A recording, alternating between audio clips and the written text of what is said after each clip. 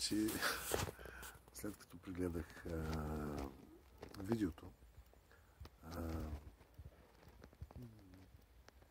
ми стана ясно, че не всички неща са... Не на всички въпроси е даден отговор. Затова може би ще направя още едно видео с отговори на въпроси, да речем. Що ни смятаха за пънк група? Смятаха ни за пънк група, защото винаги сме били непокисти за това как ще ни възприемат и какво ще мислят за нас. За нас беше важно да свирим, да покажем песните пред хората. Дали ще свирим на хубави инструменти, дали ще бъдем озвучени добре, което много рядко се случваше в това време.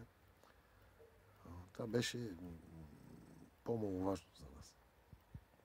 И може би заради този непокизъм и заради нашата небрежност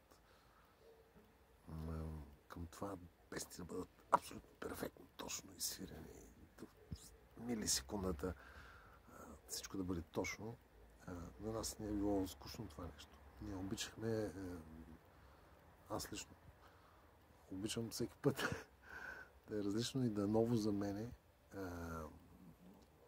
И поради всички те, Мишо е голям импровизатор на барабаните,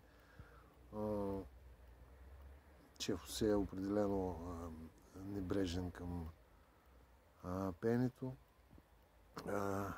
И всичко това създаде имиджа на групата за това, че е пънк. Това непокизъм и тая небрежност към и тая непоносимост към перфектността. Значи, което сме се стремили да не се получава в настоящия албум. Може би за бъдеще ще се приближим малко. Но точно заради това хармонията при нас винаги е била относителна.